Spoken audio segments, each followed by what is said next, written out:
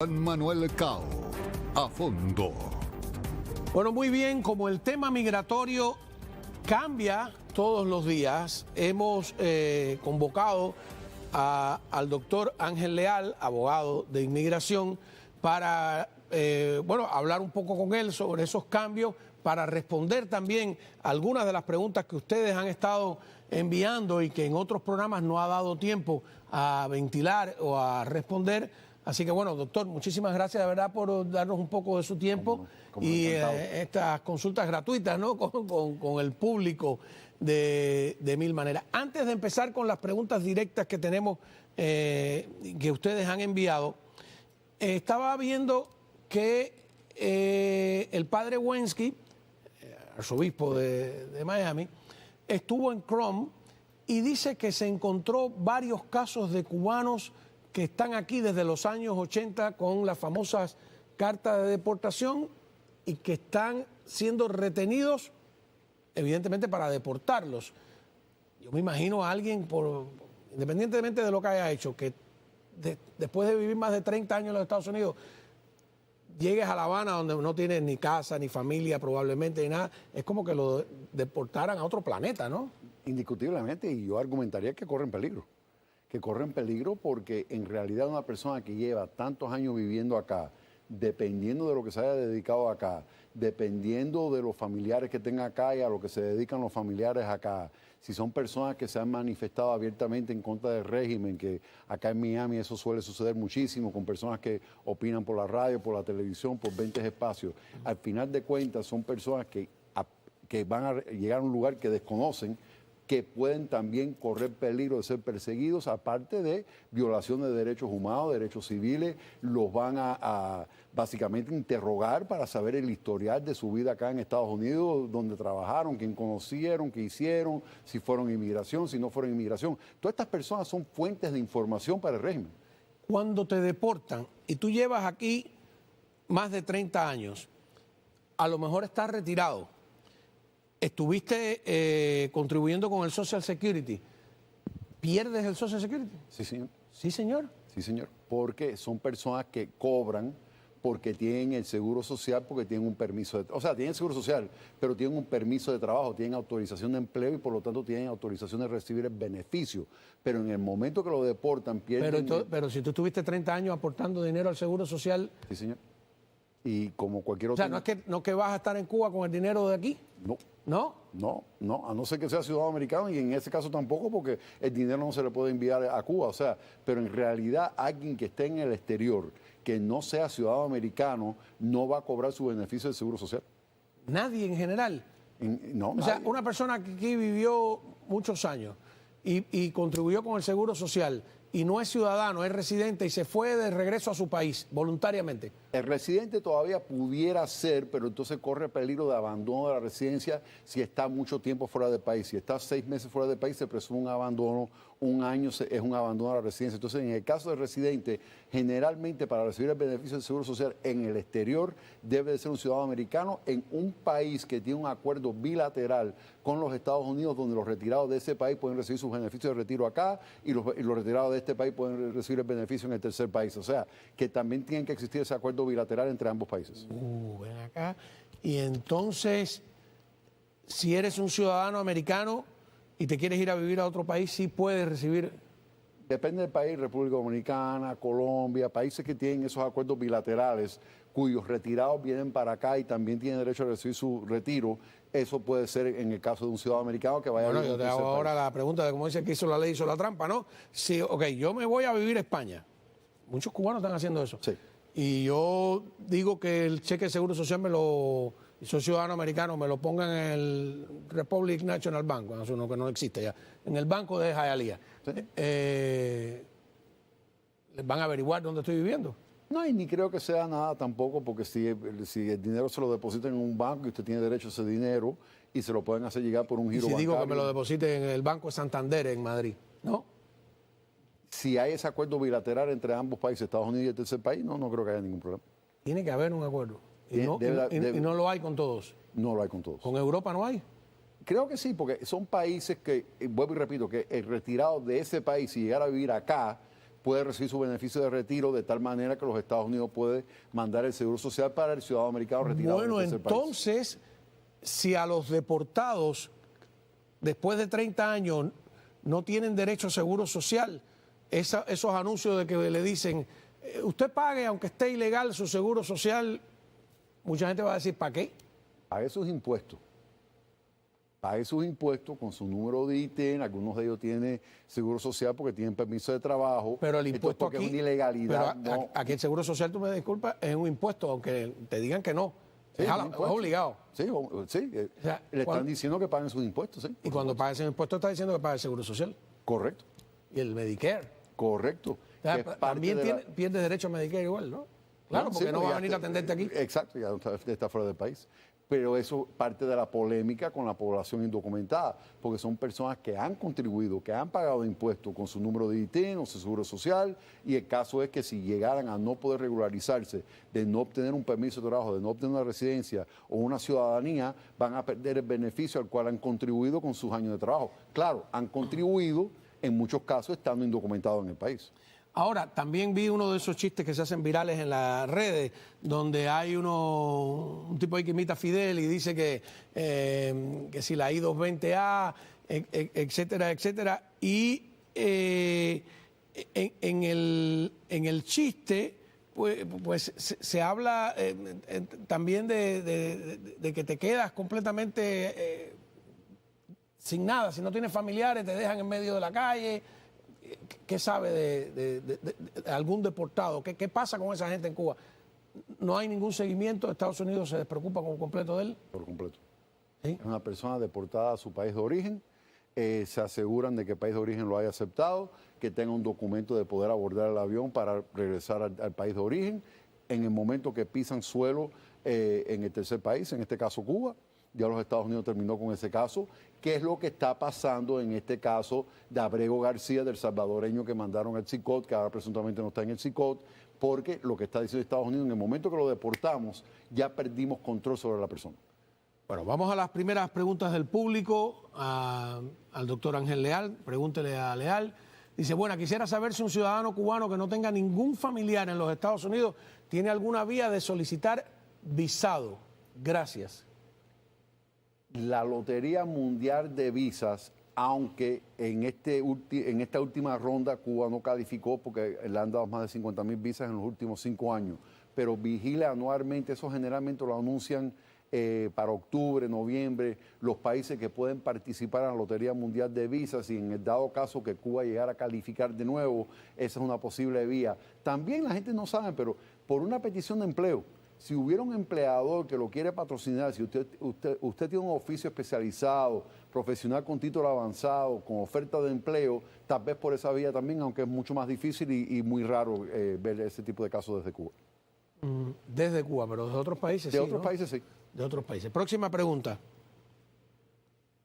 Una madre venezolana pedida por su hija ciudadana con residencia permanente por 10 años sin problemas puede salir en estos momentos de Estados Unidos, porque hay una noticia que le puede ser negada su entrada a Estados Unidos por tener pasaporte venezolano. Bueno, entiendo que la persona es residente permanente.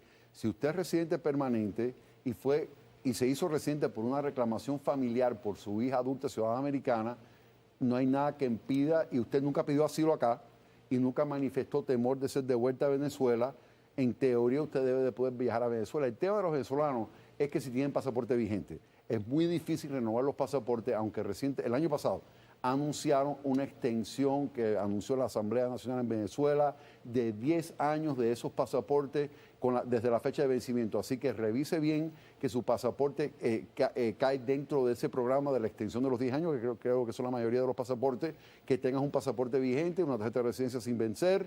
Creo que a lo que usted se refiere es que se había filtrado una información referente a restricciones de viaje, que se había hablado de que nativos de ciertos países tal vez se le iba a obstaculizar la posibilidad de poder entrar.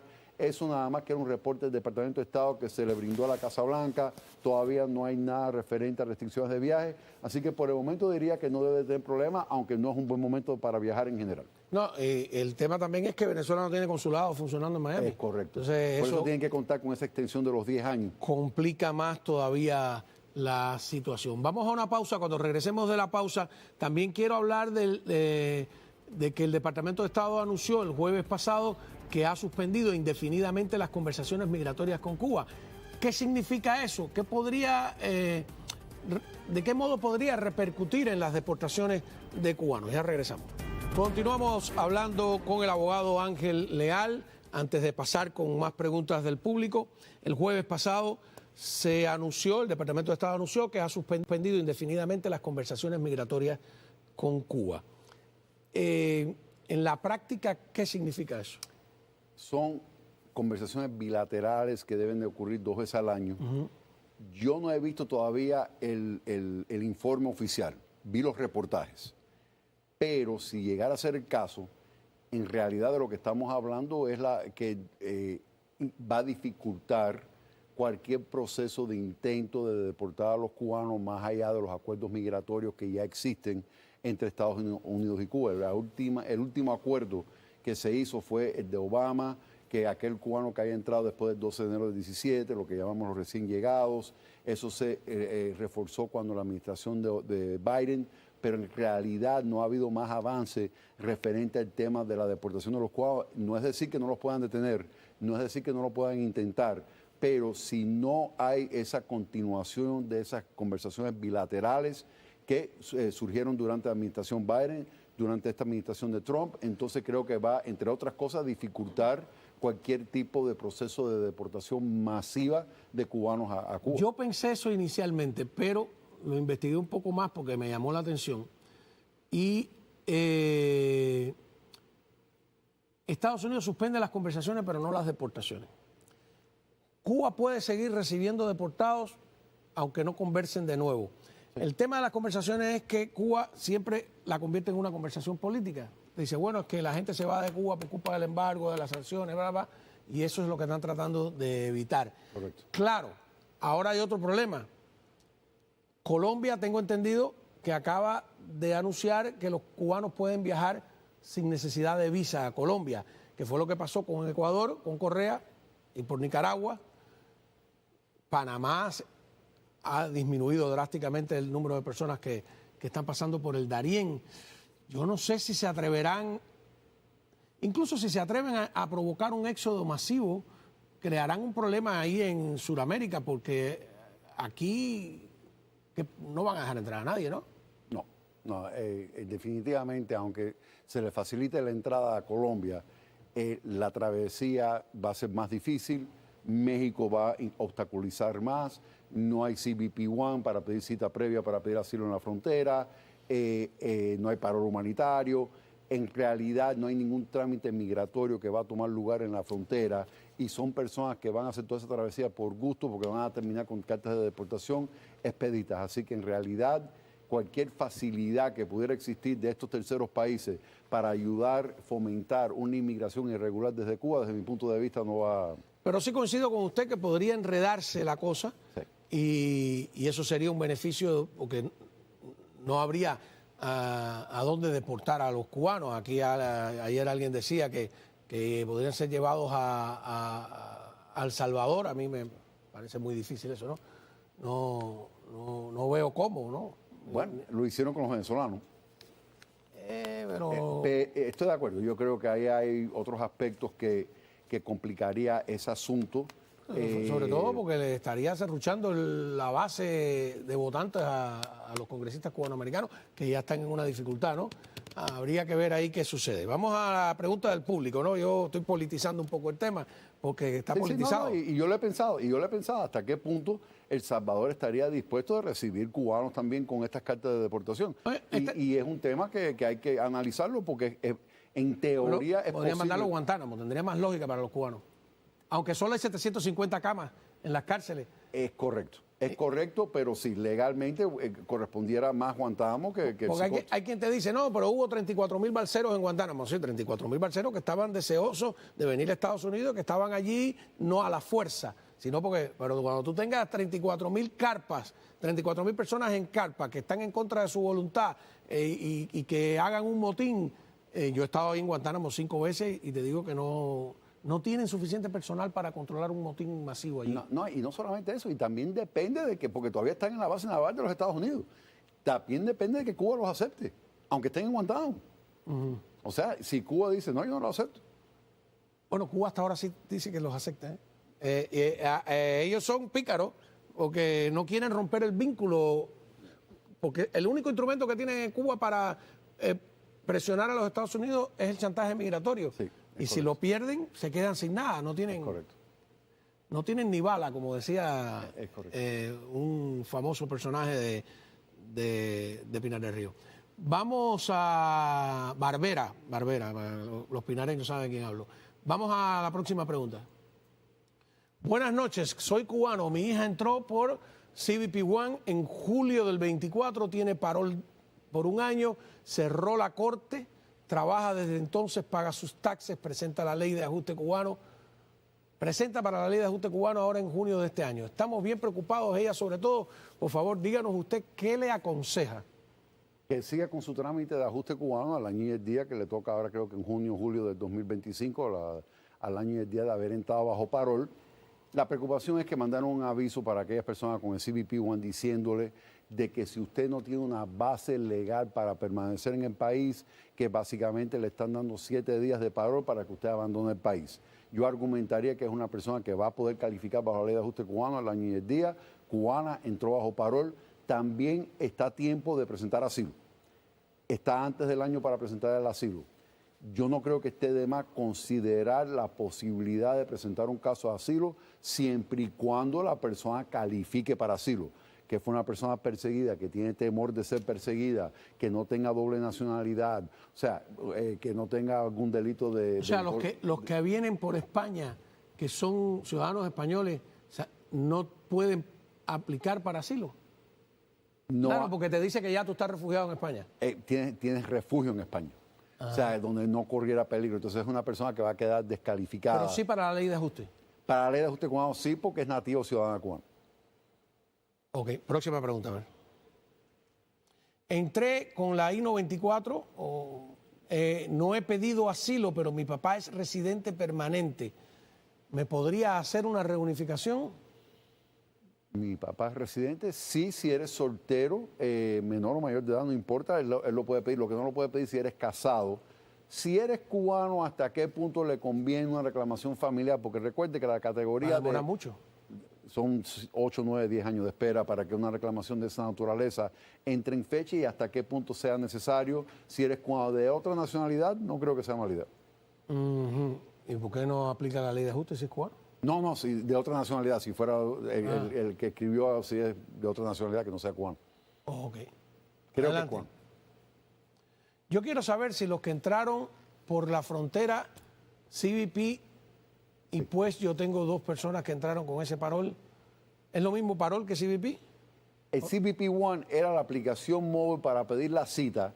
Llegaban a la cita donde supuestamente... Desde México. Desde México. Llegaban a la cita, entonces le daban parol. Y hay gente que no le dieron parol y se quedó con el CBP One. Es un mecanismo, hermano. Era un mecanismo de pedir cita para ser entrevistado en la frontera. Ponga de nuevo porque no terminé de leerlo. Personas que entraron con este parol pusieron asilo y una tiene cita de inmigración en mayo y el otro en octubre. Somos de Nicaragua. Por favor, ¿me puede explicar qué hacer? Gracias. Tengo 2 personas que entraron con ese parol, pusieron asilo.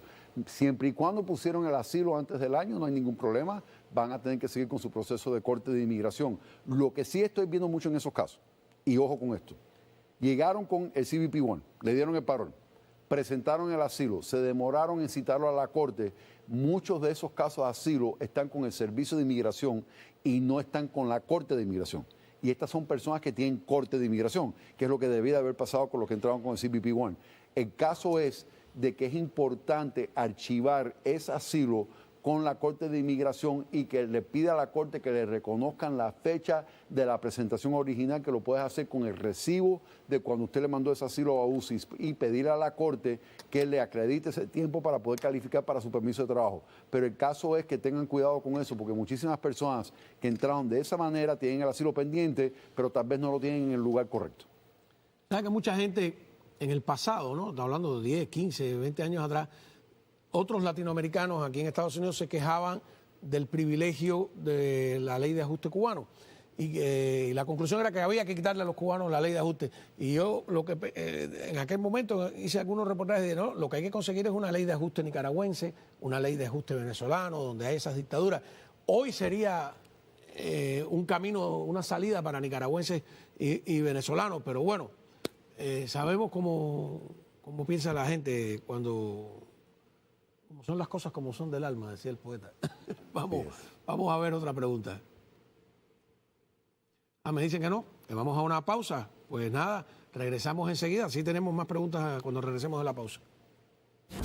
Muy bien, continuamos hablando con el doctor Ángel Leal, abogado de inmigración. Y volviendo al tema de los cubanos que tienen ventajas y desventajas. Hace unos días, hablando con una amiga hondureña, que decía, mira, es terrible regresar a Honduras, pero por lo menos en Honduras tú puedes alquilar una casa, hay comida, etcétera. La gente que regresa a Cuba, sobre todo esos que están recogiendo de los años 80, que llevan 30 años viviendo acá, que posiblemente no tengan familia, no se sabe si los mandan para un albergue, si los dejan en medio de la calle. Hay la televisión ha alardeado por lo menos 4 de ellos que han ido para la cárcel directa por HB o X. Y entonces, lo que le hablaba del chiste que vi es que supuestamente el tipo que está invitando a Fidel dice, bueno, porque de todas maneras nos están pagando por cada uno que devuelvan. Yo he oído en el pasado $10,000 por cada uno que devuelva, porque Cuba dice que no, o sea, para Cuba cuesta reubicar a esas personas sin que se le creen un problema, pero no veo evidencias de que eso, no hay ninguna, pero tampoco te enterarías, ni siquiera el deportado sabe si pagaron por ellos o no. Eso sería una negociación entre el Departamento de Seguridad Nacional, el Departamento de Estado y no el nos vamos a enterar cubano. nunca. No. A no ser que lo digan las entidades oficiales. Y la realidad es de que si hay un costo asociado con la detención de estas personas, si hay un costo asociado con la supervisión de esas personas, porque muchos de ellos llevan 20 y 30 años bajo orden de supervisión, que tienen que ir anualmente, reportarse con oficial de ICE. Pero para Cuba también es un problema. Una persona que lleva 30 años viviendo aquí, para ellos es un conflicto, ¿no? De adaptación, claro, etcétera, ¿no? Hay quien dice que había ahí detrás del aeropuerto unos albergues donde llevaban algunos. Hay otros que algunos lo dejan en medio de la... sé de uno que dice que lo dejaron en medio de la carretera monumental. Resuelve como pueda. Pero eso si se hace de verdaderamente masivo, es un tema complicado para el régimen castrista. Al Salvador le han pagado por... Exactamente. O sea, eso sí se sabe. A Panamá, cuando yo estaba en Costa Rica, esos cubanos que yo vine con 40 cubanos en todo el recorrido por Centroamérica y los estuve filmando todo hasta llegar aquí, hasta este canal, llegamos con 30 y pico de los 40, Costa Rica recibió una ayuda por mantener allí esos campamentos, por trasladarlos, etcétera, porque lo primero que te dice uno de esos países es, nosotros no tenemos cómo hacer esta operación. No. Si Cuba se queja y dice que no tiene ni siquiera para el combustible de los guardacostas, que ellos le llaman guardafronteras, es extraño que no haya dinero de por medio. Es indiscutible de que cualquier cubano que sea deportado a Cuba no es una persona bien recibida.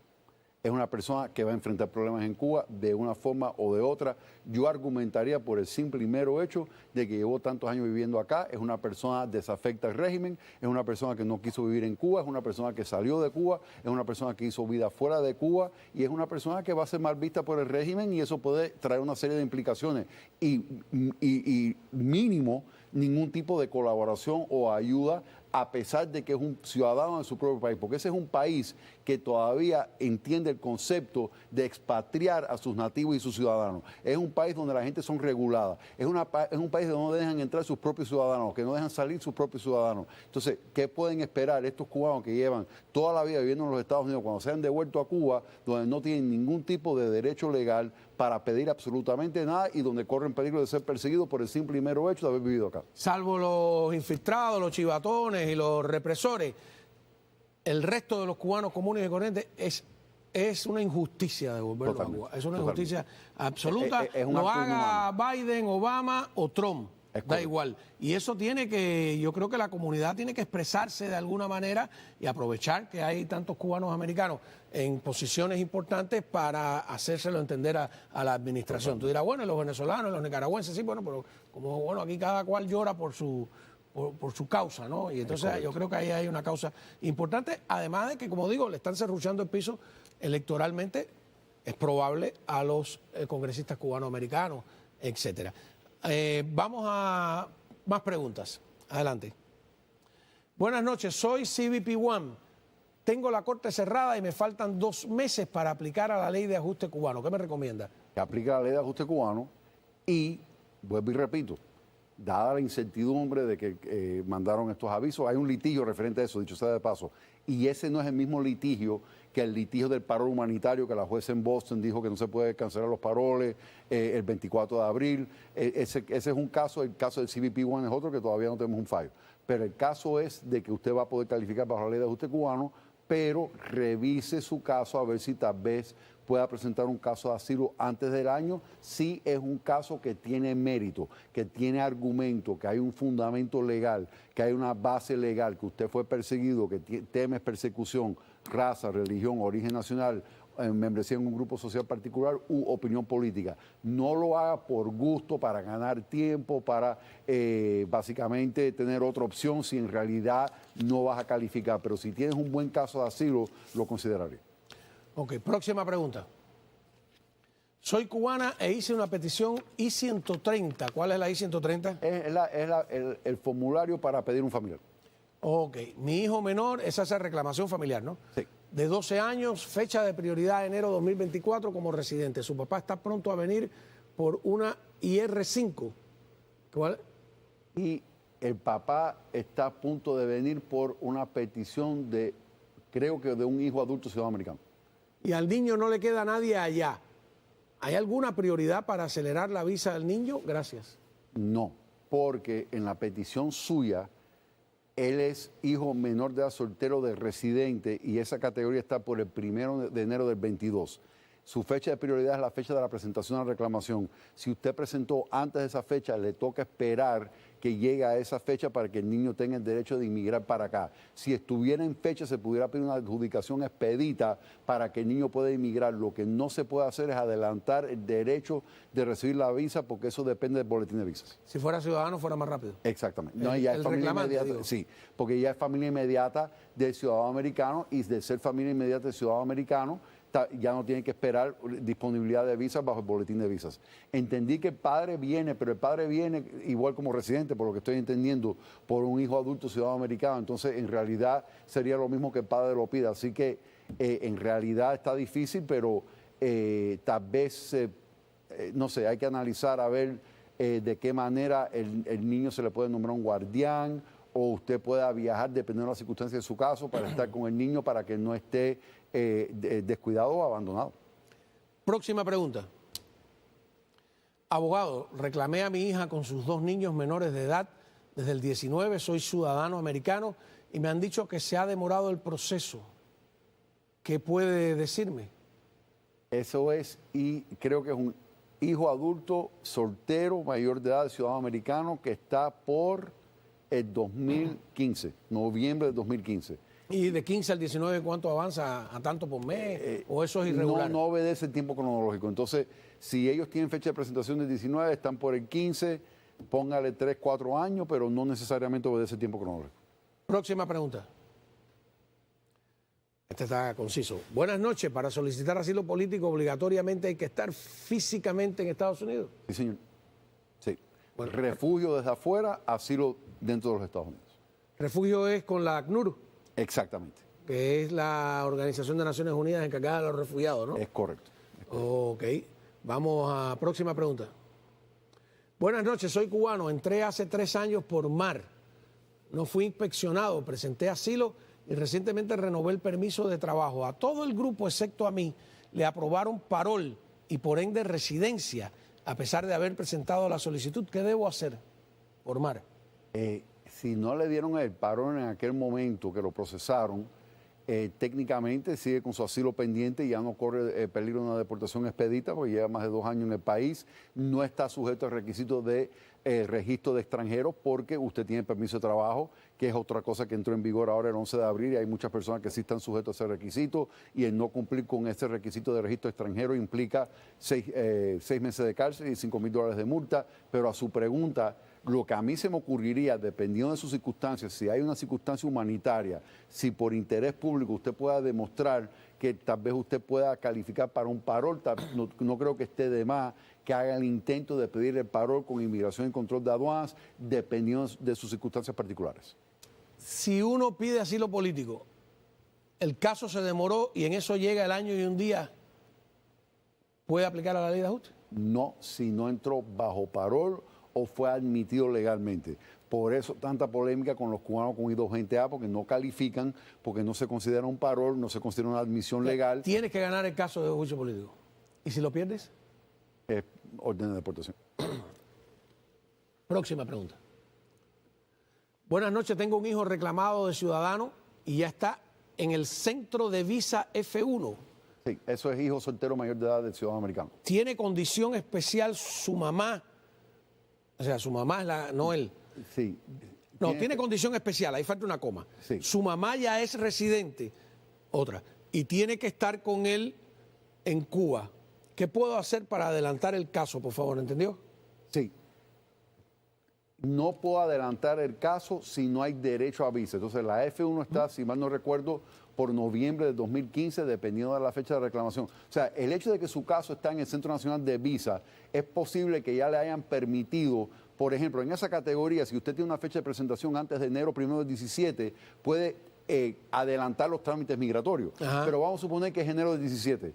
Todavía no tienes derecho a la visa, de tal manera que no pueden adelantar el proceso para que el chico entre antes de tiempo, porque es que depende literalmente de que una visa esté disponible, y hasta que la visa no esté disponible no entra la persona. Así que hay que ver otras opciones para que tal vez la madre o el padre que esté acá, que lo sabe, el ciudadano americano, pueda estar con él un tiempo, tal vez pedirle, eso sí, un parol humanitario al hijo que está en Cuba para que entre temporalmente en espera de la actualización de la reclamación, como es un muchacho especial, para que no se quede solo, sin custodia. Mira, eso no es una mala idea. Pedir un parol humanitario en realidad es un poco inconsistente, porque un parol humanitario no tolera intención inmigratoria, pero en un caso especial como ese, en realidad sería un parol humanitario temporal para que él no esté solo en lo que espera la actualización de su reclamación.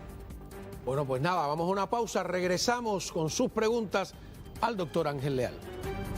Muy bien, cerrando el ciclo de preguntas al doctor Ángel Leal de hoy, vamos directamente a la pregunta que inicia este segmento. Adelante. Dice, hoy nos revocaron el parol. Claro, esto, les digo, son preguntas acumuladas, esto tiene varios días. Sí. Y nos cancelaron el permiso de trabajo. Quería saber si puedo aplicar a la residencia el día 24 de abril, que tengo el año y un día, o sea, es cubano. Por favor, contésteme este mensaje. Le revocaron el parol y le cancelaron el permiso de trabajo. ¿Cómo es eso? Cuénteme. Mandaron el aviso de los que entraron con parol humanitario, de que le estaban dando el parol hasta el 24 de abril, y el permiso de trabajo y el parol dejaba de existir en esa fecha. Hay una orden de una corte federal de Boston que dice que por el momento... O sea, hasta pasado mañana, ¿no? Ya, hasta el 24, claro. Sí, hasta el 24. Pero el caso es que ya una corte federal dijo que esa revocación no es legal. Ese es para el que entró con parol humanitario. A mí se me hace que esa persona entró con CBP-1 en la frontera y le están mandando una carta a ellos también diciéndole que si usted entró por un CBP-1 y le dieron parol, que ya es el momento de salir del país, que le están extendiendo el parol por 7 días y que usted debe de abandonar el país, pero yo argumentaría que usted tiene una base legal para permanecer en el país porque estás a punto de cumplir el año y el día. Al año y el día presente su ajuste cubano. No le digo que presente asilo, a no ser que estés antes del año y tengas caso de asilo, pero indiscutiblemente debe de intentar pedir su ajuste cubano, pida el permiso de trabajo con ese ajuste cubano. A ver, ya es 24 de abril, se venció el plazo. ¿Qué hacen? El de parol humanitario no se tiene que preocupar porque una corte federal dijo que esa fecha ya no es válida, no. que usted tiene su parol por los 2 años que le dieron su parol y su fecha es su fecha hasta siguiente orden de la corte. Pero hay otro grupo que entraron con CBP-1 en la frontera, los que venían a pedir asilo. ¿Y por qué los que entraron con CBP-1 no le dieron parol? Muchos de ellos le dieron parol. Los que iban a la frontera para pedir asilo, que iban con cita previa, no había chance de entrevistarlo, no habían recursos, y lo dejaban entrar con libertad condicional bajo parol pendiente de corte. Y a eso también le están mandando, porque igual tenían que usar la aplicación móvil CBP One y crear cuenta con UCIS. Le están mandando a través de la cuenta de UCIS el mismo aviso de que tienen que abandonar el país y que el paro queda cancelado. ¿Usted calcula de cuántos miles de personas se quedarían ahora en Estados Unidos sin permiso de trabajo y sin licencia de conducir? Los que entraron por la frontera en CBP One, 900,000 personas. 900,000 personas. Los que entraron con parol humanitario. ¿De distintas nacionalidades? De distintas nacionalidades. Y los que entraron con parol humanitario son 532,000 personas. Los de parol humanitario están respirando por la orden de la jueza federal. Lo de CBP One está en litigio, pero todavía no hay una orden. No sé qué va a pasar, es un problema. Yo recuerdo aquí una época, eso lo he dicho 20 veces, en que el condado Miami-Dade tenía un plan de contingencia para si se producía un éxodo masivo. Se ha producido el éxodo masivo, solamente de cubanos. Este era para Cuba, si se producía otro Mariel, era la idea. Sí. En Mariel vinieron 125,000 cubanos. Aquí estamos hablando de que han llegado, escuché al abogado Willie Allen decir que no eran 850,000, que eran 951,000, ¿no? Sí, por la frontera CBP One, sí, por ahí. Ajá, entonces es una, solo de cubanos. Ah, no sé, de cubanos. ¿No? Yo tengo entendido que eran 900,000, un poco más de 900,000 de todas las nacionalidades. Ah, pero 850,000 cubanos en menos de 3 años. Es un éxodo. Ponte que la mitad ha venido a parar a Miami-Dade. Es una emergencia. Yo no veo que el condado, que me perdone la alcaldesa y el comisionado y todo, no veo que han reaccionado a esa invasión que se ve en las colas de la licencia de conducir, en el aumento de estudiantes en las escuelas primarias y secundarias, que se ve en los servicios, que se ve en el tráfico, en las motorinas que uno tropieza por la calle, yo he visto gente hasta en carriolas eléctricas, ¿no? Lo que hay un detalle, tienes razón, pero hay un detalle. No todos están en el condado de Miami-Dade. Yo tengo clientes en todo el país que son cubanos. Texas, Illinois, Texas hay Chicago, New Jersey, Nueva York, Kentucky, las Carolinas. O sea, que no hay esa concentración masiva. Diría la mayoría están aquí. Pero sí hay muchísimos que están alrededor de todo el país. Qué locura. ¿Y eso no necesita una atención especial? Indiscutiblemente, porque lo que pasa es que volvemos a lo mismo. Estas son personas que vinieron legalmente con la intención de pedir asilo. Algunos los invitaron a venir. Bueno, Fue una invitación a venir. para pedir asilo. Era una locura. Tú podías reclamar a una persona que no era ni familiar tuyo. Y algunos aparecieron aquí. No, ese es el paro humanitario, sí, el de los patrocinadores también. Pero al final de cuentas, CBP One, la gente tiene que entender, en la frontera, cuando usted llega a este país, usted tiene el derecho absoluto de pedir asilo. Eliminaron el derecho de pedir asilo. Dijeron, si usted, esto era Biden, no Trump, Biden. Si usted entra ilegalmente a este país, queda descalificado para pedir asilo, te vamos a deportar. Si usted quiere pedir asilo en este país, vamos a dar creo que eran 1,200 citas diarias en la frontera, en 6 puertos de entrada, para que usted se presente legalmente y sea entrevistado por un oficial de inmigración. Entonces, para ejercer el derecho que tienen de pedir asilo en este país, acuden a este proceso de CBP One para que ahora le estén mandando una carta diciéndole que el parol está cancelado y tiene que ir una semana. Ahora, antes de seguir con las preguntas, yo creo que vale la pena una valoración política de lo que está sucediendo desde el punto de vista humano. Ya hemos dicho específicamente lo que sentimos, ¿no? Con nuestros compatriotas, con los venezolanos, con los nicaragüenses, con los haitianos, con todo el mundo. Pero desde el punto de vista político hay algo que hay que reconocer, porque no es solo Estados Unidos. Vemos que tiene el mismo conflicto Italia, y la Meloni ha hecho toda una campaña con el tema migratorio. En España tienen una disputa entre el partido Vox, el Partido Socialista Obrero Español, el Partido Popular, por el tema de la invasión, por ejemplo, en Islas Canarias. Los canarios están que dicen, bueno, no podemos más, porque como está ahí, las Canarias están en África. Vemos en Alemania el problema que tienen con los turcos, que tienen ya más de 5 millones de turcos, y hay manifestaciones de todo tipo, algunas xenófobas, otras de carácter nacionalista. O sea, lo vemos en Francia. Basta visitar París para darte cuenta y ver la televisión. Yo estuve viendo la televisión francesa y digo, parece que estoy en Estados Unidos, es el mismo conflicto, las leyes migratorias, la izquierda por un lado, la derecha por el otro, en Bruselas igual. en Gran Bretaña. Entonces es un problema global. Es un problema global que incluso lo vemos los australianos con el resto de los asiáticos, Taiwán con la invasión de todas partes. Entonces, ¿qué hacer? Ahí está el meollo de la situación y me alegro que lo hayas dicho. Y lo he estado pensando mucho. Hubo un ingreso masivo de personas durante la administración Biden, administraciones previas. Perfecto. La intención es efectuar una deportación masiva en respuesta a ese ingreso masivo. El problema de la deportación masiva, y aquí viene el meollo, si lo vamos a hacer con debido proceso legal o sin debido proceso legal. Porque lo que estamos viendo son medidas que tratan de hacer de la forma más generalizada posible para deportar el mayor número de personas posible para no pasar por un debido proceso legal, porque si lo vas a deportar uno a uno y si cada uno de ellos tiene derecho de comparecer ante un juez de inmigración, ¿cuántos jueces de inmigración vas a tener? ¿Cuántos casos van a escuchar? Entonces, en realidad, para que sea factible la idea o el plan de la deportación masiva, no pueden respetar el debido proceso legal porque los recursos... Sí, pero no les entonces dejamos de ser Estados Unidos, ¿no?